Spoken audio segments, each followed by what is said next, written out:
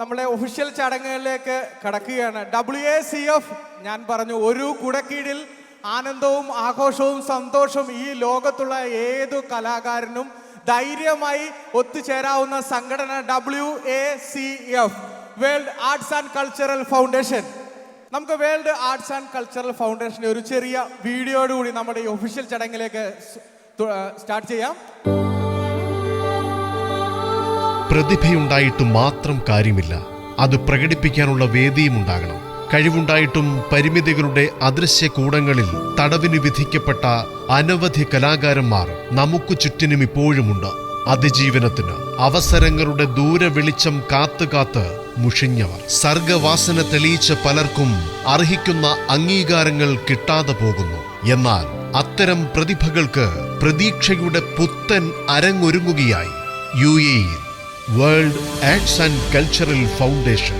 ലോകമെമ്പാടുമുള്ള മലയാളി കലാകാരന്മാർക്ക് ആത്മപ്രകാശനം സാധ്യമാക്കാൻ, പരസ്പരം സംവദിക്കാൻ, സൗഹൃദം പങ്കിടാൻ, അതിരില്ലാത്ത അവസരങ്ങളിലേക്ക് കൈകോർത്ത് മുന്നേറാൻ, ഹൃദയം കൊണ്ട് ആശ്ലേഷിക്കാൻ, ജാതിമത രാഷ്ട്രീയ ഭേദമന്യേ ചേർന്ന് നിൽക്കാൻ സമാനതകളില്ലാത്ത ഒരു സാംസ്കാരിക സർഗവേദി. കഴിഞ്ഞ 30 വർഷമായി വിവിധ കലാസാംസ്കാരിക മേഖലകളിലെ സജീവ പ്രവർത്തനത്തിലൂടെ തന്റെ സർഗപ്രതിഭയും സംഘടനാ മികവും തെളിയിച്ച ശ്രീ നസീർ പെരുമ്പാവൂരിന്റെ മനസ്സിൽ വിരിഞ്ഞ ആശയമാണ് world arts and cultural foundation. Chairman കൂടിയായ നസീർ പെരുമ്പാവൂരിനെ കൂടാതെ രക്ഷാധികാരി, സാംസ്കാരിക സിനിമാ മേഖലകളിൽ വ്യക്തിമുദ്ര പതിപ്പിച്ച ശ്രീ ദിനേശ് പണിക്കർ, വൈസ് ചെയർമാനായി ഫിറോസ് MK, വൈസ് ചെയർപേഴ്സണായി MA ഷഹനാസ്, ട്രഷററായി സിറാജ് പുന്നാനി, കൺവീനറായി അപർണ സന്തോഷ് എന്നിവരുൾപ്പെടുന്ന നേതൃത്വം ലോകമെമ്പാടുമുള്ള കലാകാരന്മാരിലും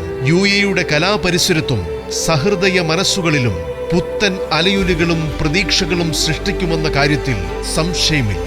ഇനി വിടരട്ടെ കലയുടെ കമലദളങ്ങൾ. World arts and cultural foundation ഹൃദയപൂർവ്വം നിങ്ങളെ സ്വാഗതം ചെയ്യുന്നു.